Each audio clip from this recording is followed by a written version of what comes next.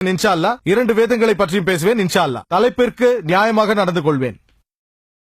திருக்குரானும் விஞ்ஞானமும் விண்ணியலை பற்றி என்ன சொல்கிறது என்று பார்ப்போம். விஞ்ஞானிகள், விண்ணியல் வல்லுநர்கள் 10-20 ஆண்டுகளுக்கு முன்னால் இந்த பூமியும் பிரபஞ்சமும் எப்படி படைக்கப்பட்டது என்பதை விளக்க முயற்சித்தார்கள். அதை பெரும் வெடிப்பென்றார்கள். அவர்கள் ஆரம்பத்தில் ஒரே ஒரு நட்சத்திரம் இருந்ததாகவும் அதுவே பெரும் வெடிப்பினால் பிளவுபட்டு விலகியதாகவும் அதுவே நட்சத்திர கூட்டமும் தனித்தனி நட்சத்திரங்களும் சூரியனும் இந்த பூமியும் பிறக்க காரணம் என்றார்கள்.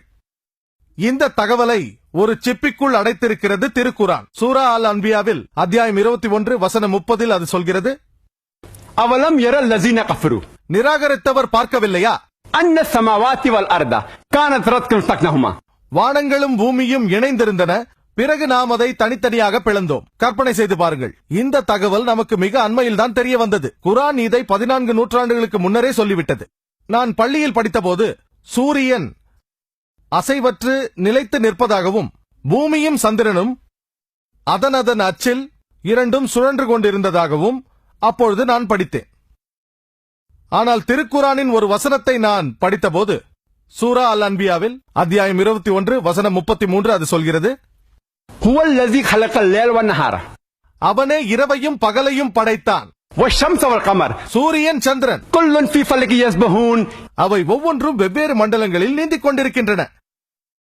இப்போது அல்ஹம்துலில்லாஹ் குரானின் இந்த வசனத்தை நவீன விஞ்ஞானம் உறுதி செய்கின்றது. குரானில் பயன்படுத்தப்பட்டுள்ள அரபிச் சொல் யஸ்பஹூன் நகர்ந்து சென்று கொண்டிருக்கும் ஒரு பொருளின் அசைவை பற்றி குறிப்பிடுகிறது. விண்ணில் உள்ளவற்றை பற்றி குறிப்பிடும் பொழுது அது தனது சொந்த அச்சில் சுழல்கிறது என்றுதான் அர்த்தம். ஆகவே குரான் சந்திரனும் சூரியனும் சுற்றுவதாகவும் தமது சொந்த அச்சில் சுழல்வதாகவும் சொல்கிறது. ஒரு சுற்றை முடிப்பதற்கு சூரியனுக்கு 25 நாட்கள் ஆகின்றன என்று இன்று நமக்கு தெரிய வந்துள்ளது.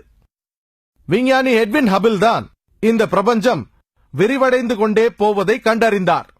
திருக்குரானில் சூரா அத்தாரியாத் அத்தியாயம் 51 வசனம் 47 எவருடைய உதவியுமின்றி நம்முடைய சக்தியை கொண்டே வானத்தை அமைத்தோம். அரபிச் சொல் மோசியானா, அதற்கு விரிந்து கொண்டே போகும் விண்வெளி என்று அர்த்தம். விண்ணியலை பற்றி டாக்டர் கேம்பல் சற்றே தொட்டு பேசினார். என்னுடைய மறுப்புரையில் அது பற்றி பேசுவேன் இன்ஷா அல்லாஹ்.